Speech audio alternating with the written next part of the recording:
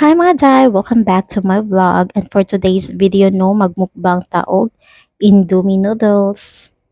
Moday ni siya ay pansit canton diri sa Qatar no, Indomie noodles ang pangalan niya. So since wala may lain ang Filipino food mangod diri kay medyo mahal-mahal ang price, so Indomie noodles ang sa atong gipalit no.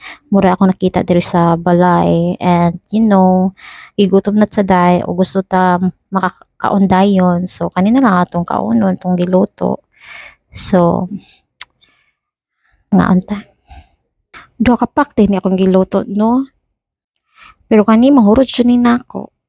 Lami kay ning pansit canton no, pag lalo na pag naay rice, as in lang. Life update din ang diri sa Qatar no, pareho lang gihapon ang binakog nahuman ang binakog wala na kay kagahapon rugod, as in hilom kaayo, same na last time hilom, kagahapon pod hilom as in whole day wala. Then kaganiha hapon nagsunod-sunod dai, kaduha nag-alert karong adlaw no. Hadlo kay ko naman gud isa diri sa balay, dagan-dagan ko sa ubos uy. Ako ra mo gud isa, wala akong bana kay nasa work. Then nako diri sa balay kay wala pa man gud mi work karon, kay bakasyon sa basta bakasyon siya.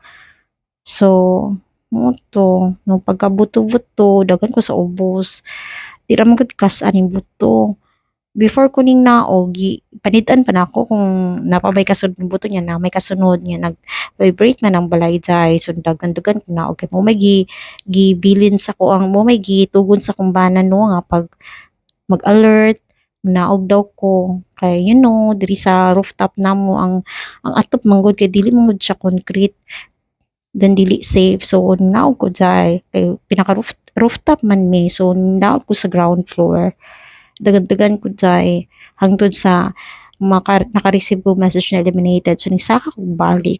Pagkataod-taod jay nag-alert na pag utro day, then nagbutbuto na pud day, then naog na pud kog balik day. Mura na kong routine karong mga panahon na day, magdamdagan, naog-naong, kulba-kulba, tuluyan sa Ginoo no, kay protection nan jud mi niya. So sa kunay hinumduman no, tong pag-ura nag-start ning ani no, conflict sa ug sa ay. Sus, daghan kay kog impake, sige kog impake jay.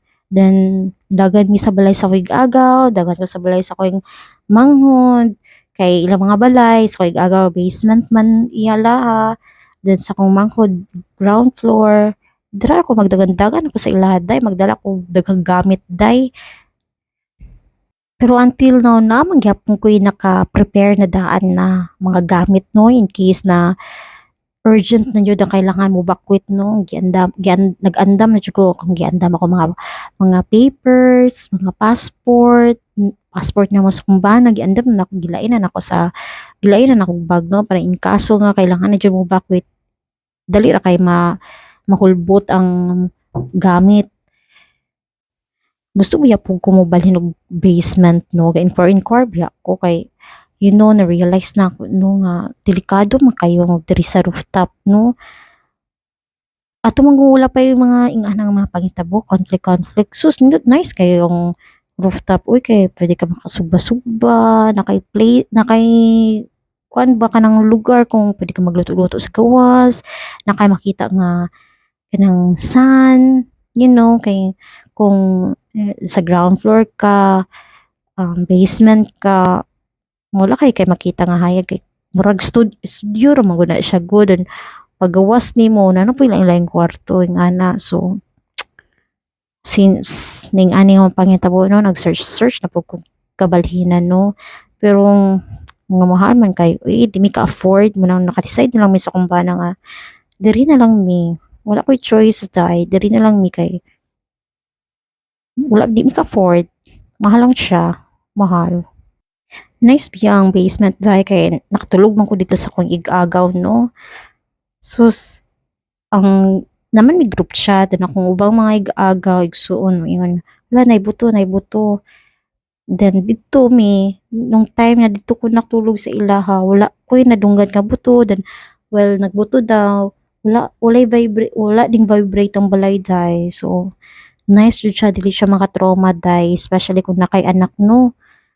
Nice ang basement.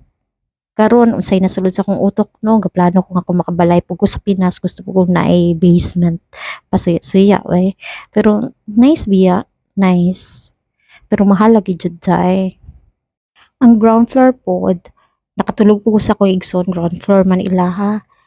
Kung naapoy magbuto-buto, madungog jud siya day. Munang nice jud ang basement, especially kung na may nga anang mga panghitabo no, nice jud ang basement. Since di man ta maka-afford og basement no, nag-search po ko ground floor kay mas arang-arangan na siya compare sa rooftop no. Kay ang rooftop as in kusog kay tingog day kung na explosion day. Kusog kay tingog.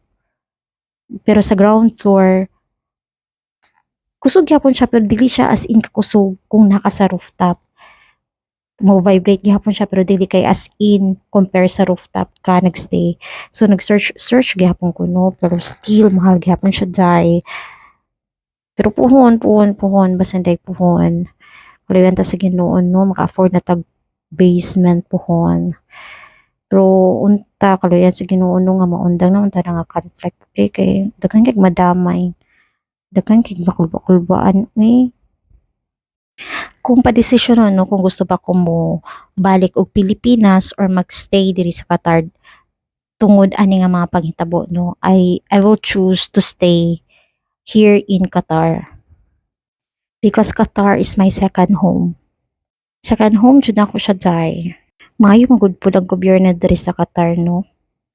Bisag expat lang bisag daghan kay mig expat diri sa Qatar no, naningkamot jud gihapon ang gobyerno no nga dili mi mapahamak tungod sa conflict sa U ug sa I.